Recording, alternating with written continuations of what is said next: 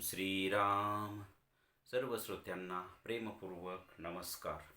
श्रोते हो, आपण स्वामी विद्यानंद यांच्या भावार्थ रामायण संक्षिप्त या ग्रंथाच्या आधारे निर्माण झालेला मला भावलेले भावार्थ रामायण अर्थात आत्मपरायण हा ग्रंथ आपण पाहत आहोत.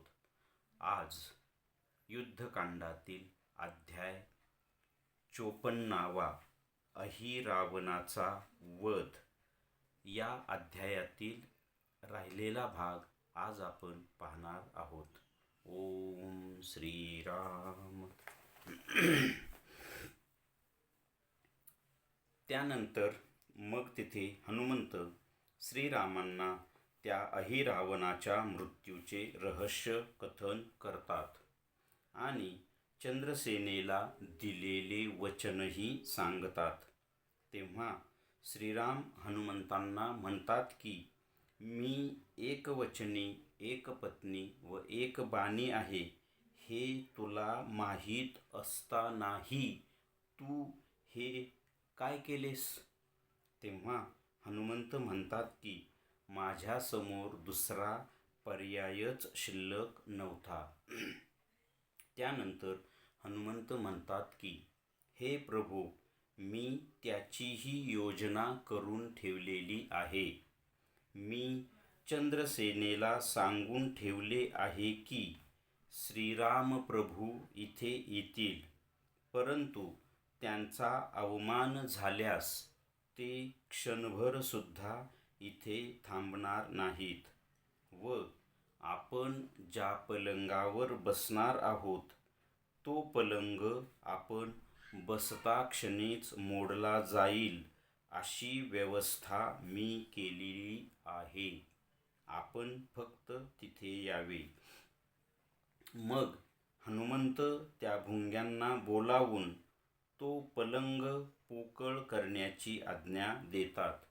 त्यानंतर श्रीराम प्रभू व हनुमंत त्या चंद्रसेनेच्या महालात येतात व तिथे श्रीराम प्रभू त्या पलंगावर बसता क्षणीच तो पलंग मोडून जातो. मग श्रीराम प्रभू उठतात. ते पाहून ती चंद्रसेना हनुमंतावर क्रोधित होते, कारण तिच्या लक्षात येते की ही योजना हनुमंतांचीच आहे. तेव्हा श्रीराम प्रभू तिचे सांत्वन करतात व सांगतात की मी आता एक पत्नी एक वचनी या मर्यादेने मर्यादा पुरुषोत्तम आहे. मात्र पुढच्या श्रीकृष्ण अवतारात तुझे मनोरथ पूर्ण होतील. त्यानंतर मग तेथील राज्यपद मकरध्वजास देतात व ते तिघेही लंकेमध्ये परत येतात. आता आपण साधकाच्या दृष्टीने पाहू. साधकाच्या अंतरंगातील अध्यात्म प्रवासात आता त्या अवचेतनातील म्हणजेच पाताळातील युद्धभूमीवर प्राणाने म्हणजे हनुमंताने त्या महंतेचा म्हणजे महिरावणाचा नाश केल्यानंतर ते आत्मस्वरूप सद्गुरू म्हणजेच श्रीराम व त्या अहंताचे म्हणजेच अहिरावणाचे युद्ध सुरू होते. ते आत्मस्वरूप सद्गुरू त्या अहंताचा विनाश करण्याचा खूप प्रयत्न करतात, परंतु त्या अहंताचा विनाश होण्याऐवजी त्या अहंतामधून अधिक अहंता वाढू लागली. तेव्हा मग ते आत्मस्वरूप सद्गुरू आपल्या प्राणाला म्हणतात की याचे रहस्य शोधून काढ. तेव्हा तो प्राण आपला अंश असलेल्या नक्रशक्ती म्हणजेच मकरध्वजाद्वारे त्या अहंताची निजशक्ती असलेल्या माईकतेकडे म्हणजेच चंद्रसेनेकडे येतो व रहस्य जाणून घेण्याचा प्रयत्न करतो. तेव्हा ती माईकता त्या प्राणाला संवेदित करते की त्या आत्मस्वरूप सद्गुरूंनी माझ्या माईकतेशी एकरूप व्हावे. मग तो प्राण त्या माईकतेच्या त्या संवेदनेचा स्वीकार करतो. तदनंतर ती माईकता त्या अहंताच्या अधिक अहंता वाढीचे रहस्य निवेदित करते.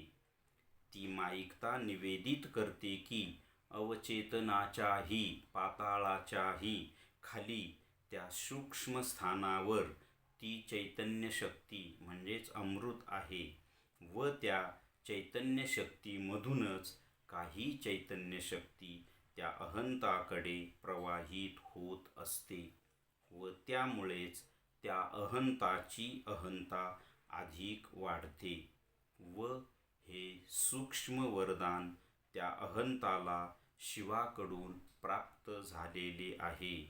मग तो प्राण त्या अवचेतनाच्याही तळाशी जातो व त्या चैतन्य शक्तीचा अहंताकडे येणारा प्रवाह खंडित करतो.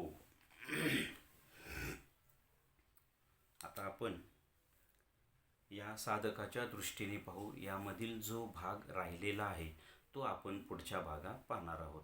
आता आपण या भागाचं थोडक्यात सार पाहण्याचा प्रयत्न करू. आपण या अध्यायाच्या पहिल्या भागात पाहिलं की हनुमंतांनी महिरावणाला मारल्यानंतर अहिरावणाचं आणि श्रीरामांचं युद्ध सुरू होतं.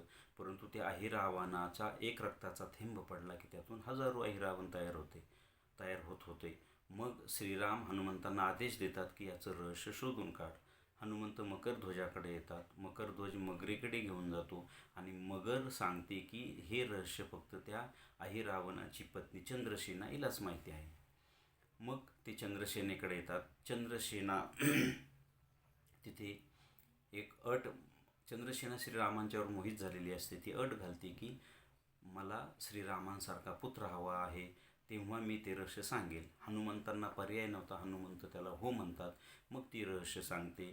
पाताळातील अमृताचे कुपीचं रहस्य सांगते. हनुमंत त्या भुंग्यांना मारतात आणि मग अहिरावणाचा वध होतो. त्यानंतर मग हनुमंत श्रीरामांना सांगतात की त्या अहिरावणाच्या त्या मृत्यूचं रहस्य सांगतात आणि हे सांगतात की मी त्या चंद्रसेनेला असं वचन दिलं आहे. तेव्हा श्रीराम म्हणतात की अरे बाबा, तुला माहिती आहे ना मी एक वचनी, एक पत्नी आणि एक बाणी आहे, तरी तू हे काय केलंस? तेव्हा हनुमंत म्हणतात माझ्यापुढे पर्यायच नव्हता, मात्र त्याचीही मी व्यवस्था करून ठेवलेली आहे. ते हनुमंत त्या भुंग्यांना आदेश देतात आणि ज्या पलंगावर श्रीराम बसणार होते तो पलंग पोकळ केला जातो आणि चंद्रसेनेला अट घातलेली असते की श्रीरामांचा जर अवमान झाला तर श्रीराम इथे एक क्षणही थांबणार नाहीत. त्या पद्धतीने श्रीराम हनुमंत तिथे जातात. श्रीराम त्या पलंगावर बसताच तो पलंग मोडतो. श्रीराम उठतात आणि जायला निघतात. मग त्या चंद्रसेनेच्या लक्षात येतं की ही योजना हनुमंतांनी केली. ते हनुमंतांच्यावर क्रोधित होते. तेव्हा श्रीराम तिला शांत करतात आणि तिला सांगतात की या अवतारामध्ये मी एक वचनी, एक पत्नी या मर्यादेने मर्यादा पुरुषोत्तम आहे. मी तुझं मनोरथ पुढच्या श्रीकृष्ण अवतारात पूर्ण करेल. आणि मग ती श्रीकृष्ण अवतारात ती इच्छा तिची पूर्ण होते. ही झाली कथा. आता साधकाच्या दृष्टीने, तर साधकाच्या त्या युद्धभूमीवर त्या अहंताचं आणि आत्मस्वरूप सद्गुरूंचं युद्ध सुरू आहे. अहंता म्हणजेच अहंकार. अहंकार संपल्याशिवाय साधकाला पूर्णत्व नाही किंवा आत्मसाक्षात्कार नाही. म्हणून सद्गुरू त्या साधकाची ती अहंता घालवण्याचा प्रयत्न करतात. परंतु उलट होतं. त्या अहंताची, साधकाची तो जो अहंकार आहे त्याची आणखी वाढ होते, त्या अहंतेचा आणखी वाढ होते. तर हे रहस्य काय सद्गुरूंनाही समजेना. तेव्हा ते प्राणाला सांगतात की तू यामध्ये जरा लक्ष घाल आणि हा काय प्रकारे शोधून काढ. तेव्हा प्राण त्याच्याच जो अंशरूप आहे म्हणजेच मकरध्वजाकडे जातात.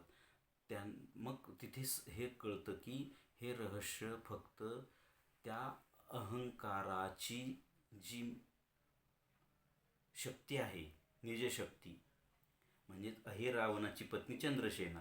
इथे अहिरावण म्हणजे अहंता आणि त्याची निजशक्ती म्हणजे माईकता. अहंता कशातून वाढते? माईकतेमधून. आणि त्या मग हनुमंत त्या चंद्रसेनेकडे जातात. इथे साधकाच्या दृष्टीने तो प्राण त्या माईकतेकडे जातो.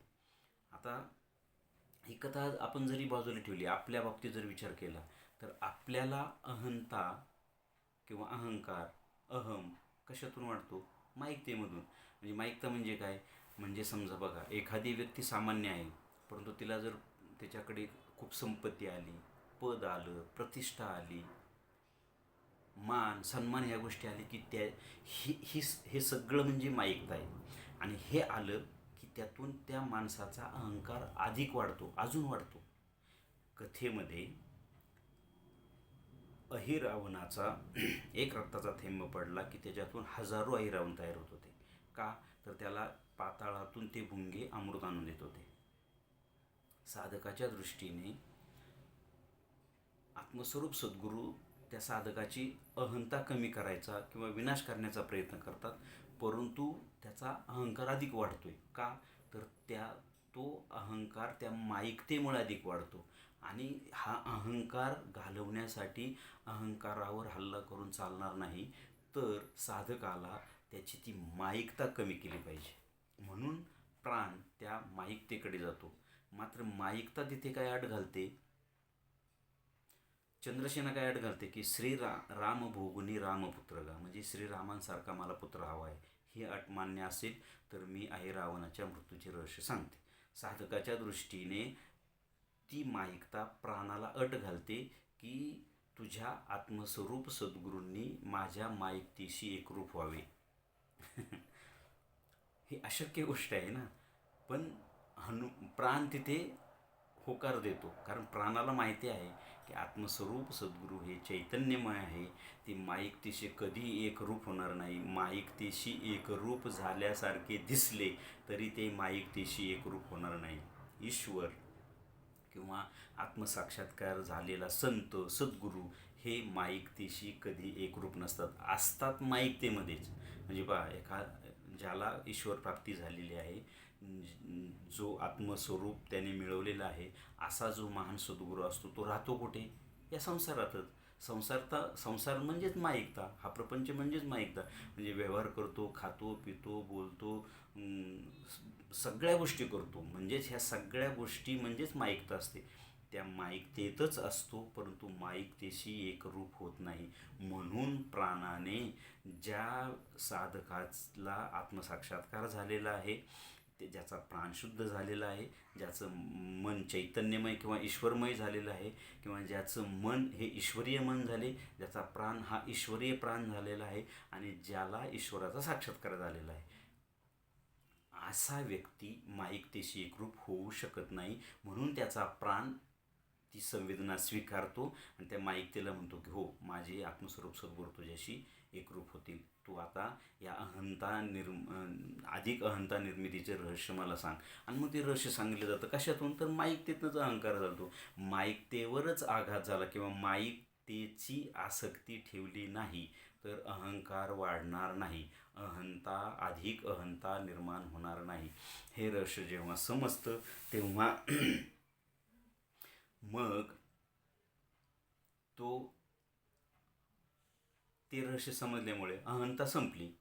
म्हणजे कथेमध्ये ते भुंग्यांनी अमृत द्यायचं बंद केल्याबरोबर आकाशवाणी होते आणि श्रीराम एकाच बाणाने त्या अहिरावणाचा शिरच्छेद करतात. म्हणजे तिथे अहिरावणाचा मृत्यू होतो. साधकाच्या दृष्टीने माईकता संपली की अहंकाराचा विनाश किंवा अहंकाराचा शिरच्छेद किंवा अहंकार संपला.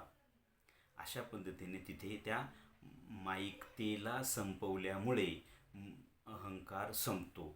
म्हणून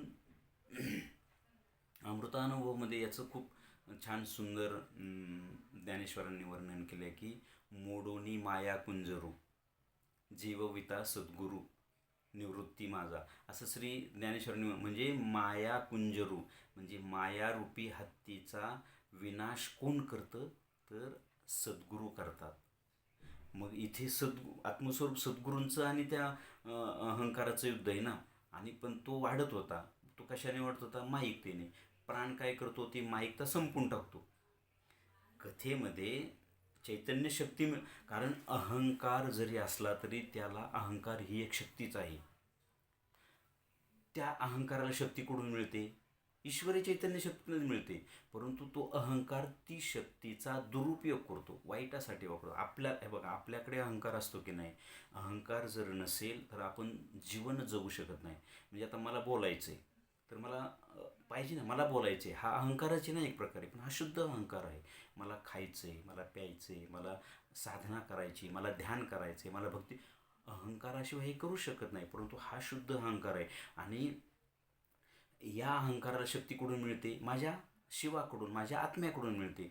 मात्र ती शक्ती मिळाली की मी ती शक्ती, ती अहंकार शक्ती चांगल्या गोष्टीसाठी, म्हणजे मी ध्यान नाही करायचं, भक्ती नाही करायची, साधना नाही करायची, जीवन चांगलं जगायचं नाही, त्याच्याऐवजी मी त्याच्या विरुद्ध जीवन जगायचं, पापकर्म करायची, यासाठी अहंकारातून ती शक्ती अहंकार माझा वाईटासाठी वापरतो. मग ती जी चैतन्य शक्ती मिळण्याचा जो स्रोत आहे ना, तो स्रोत प्राण थांबवतो.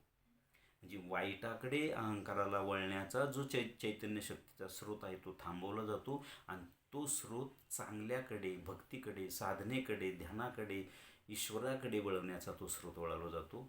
म्हणजेच तिथे माईकता थांबवली जाते. म्हणजे माईकता थांबली की अहंकार थांबला, माईकता थांबली की अहंकाराचा विनाश झाला. हेच या कथेचं सार आहे असं मला वाटतं. आता आपण राहिलेला भाग पुढच्या भागात पाहूया. ओम श्रीरामार्पणमस्तु. हरि ओम तत्सत. ब्रह्मार्पणमस्तु.